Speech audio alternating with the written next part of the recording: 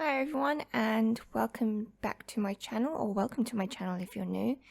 Hope you'll stick around and watch me draw this sketchbook page and listen to me talking about it.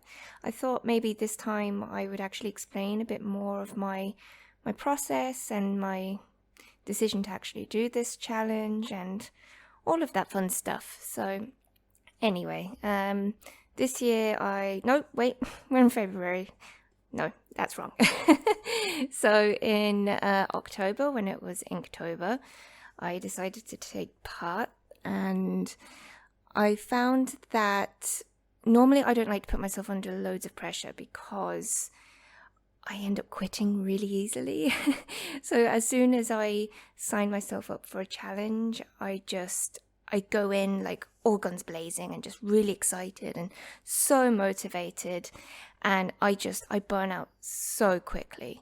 So I remember the first time I did Inktober, I think it might have been 2014. I think it might have been the first or second year after, maybe, when it first came out.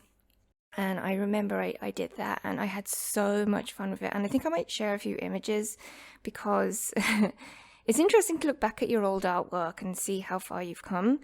But I had so much fun with that because I do remember I had some sort of a theme going where I think it was kind of like puns, and I just remember having so much fun. But yeah, I remember I did it that year, and I was like, that's so fun. I'm gonna do it next year. So 2015, and I started that year really, really well, and I did it on a smaller sketchbook. I think it was a Moleskine sketchbook, and yeah, it was going great. And then I had to go to the hospital because I gave birth to my son. So that I stopped then, and then I had a kid. So the years following that, and then I had another kid as well. So the years following that, I find it really, really hard to stick to a challenge because, I'm busy, I'm a mum, and I have things to do, I've, responsibilities and all that fantastic adult stuff. So yeah, whenever I have tried to sit down to, a really specific challenge, I put so much pressure on myself to try and finish it. And for me, it's not necessarily a healthy thing because I'm the kind of person who also really beats himself up over failing, quote, fail, whatever, I shouldn't really see it that way as a failure, but, I'm hard on myself, and I'm sure a lot of people are too. So anyway, so yeah, I've done a few Inktobers. Some I've started and finished, and, I think I've completed one. So last year, 2022, I decided, you know what, I would really like to do an Inktober again. But, if I even just get maybe 2 or 3 a week done rather than having to do one every day, that's great, I'll be happy with that. So I started, and it'd been a while since I actually done any traditional art because I would normally do digital art because it's easier for me, it's quicker, and, I'm trying to fit some time in to do art anyway as it is. I'm busy working full-time, kids, other aspects of my life. So digital art is just really useful that way. And I was like, you know what, I really do want to get back in and do traditional art and do some inking and do some, inking with, liners and markers, all of that stuff. So I started, and I couldn't remember the last time I enjoyed drawing so much. And I feel really sad now that I think about it. It's just like, it was like a whole new revelation. It's like, wow, I really like drawing. So I did pretty well. I stuck to it pretty well, and I didn't get to do one every day, but I know I did the majority of the month. And then, October was over, and I was like, well, what am I going to do now? And I didn't want to stop because I felt like I was on a roll, and the fact that I was enjoying it so much, I didn't want to let go of that feeling, and I wasn't feeling burnt out, I wasn't feeling pressured, and I was like, this is the perfect opportunity to continue. So I thought, okay, November is, a current trend for November, and I had done it previously and completed it. Can't remember what year that was. It might have been 2018 or 2019.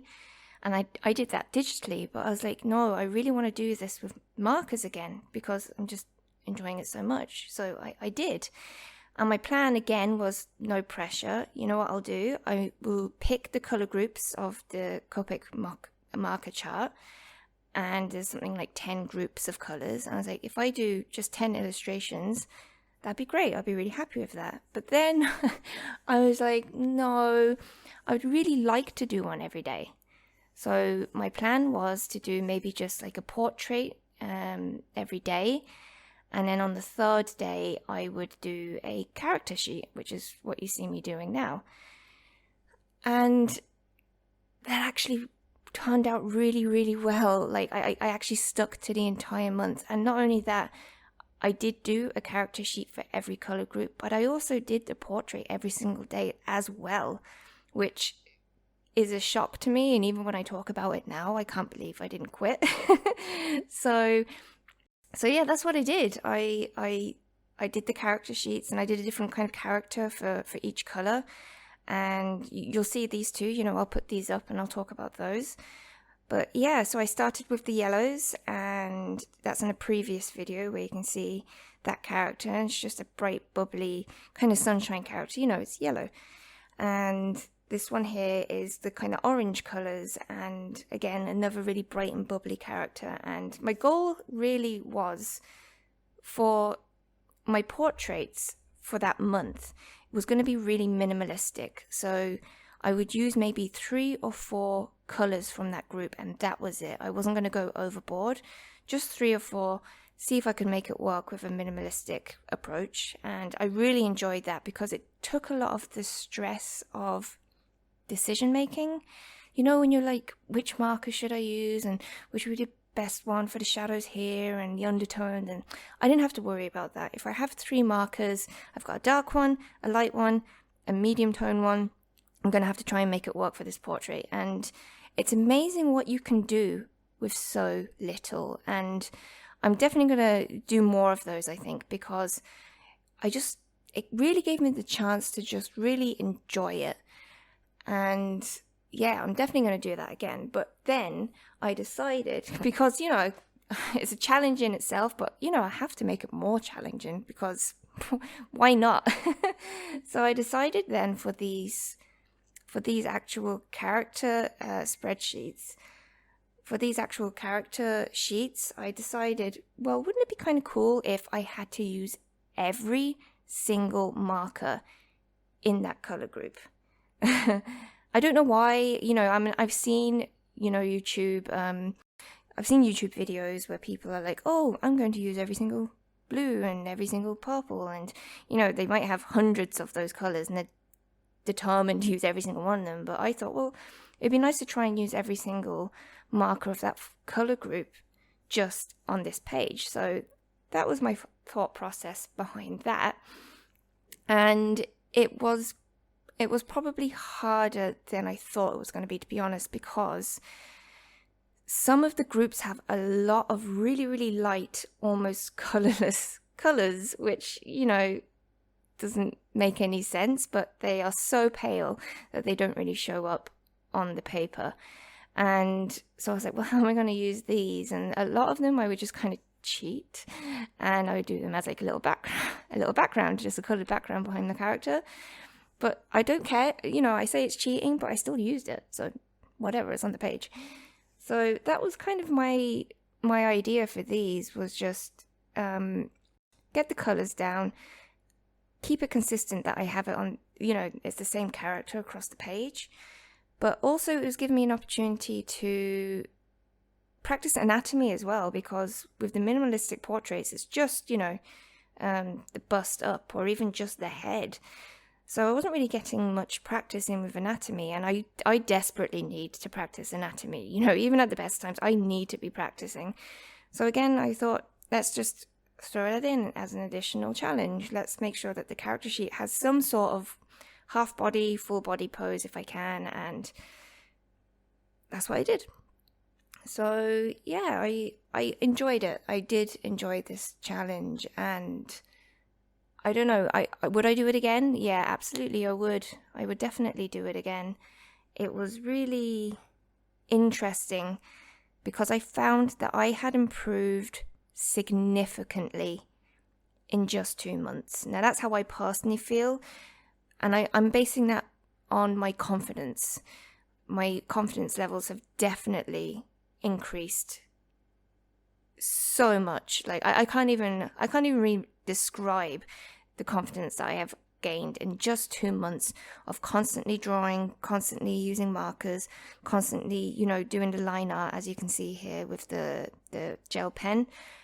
I hadn't ever committed to something like this for enough time, and now that I've done it, I feel like, the world is my oyster, that I can tackle anything now. And it sounds really kind of, I don't know, corny or whatever. It sounds ridiculous. But yeah, I really feel like it's opened up this, that I can do anything, I can really, if I can do this challenge, I can try anything. And it's kind of taking that fear away, and also the fear away of perfection and things not being perfect. I've always had this fear of, oh God, if I get this one line wrong, then that's the whole illustration ruined. And meticulously, like, just spending so much time making sure everything's perfect, that's just gone out the window. I'm so over that. And the way you can see me inking here, I'm not particularly being slow, or like, I know it's sped up, but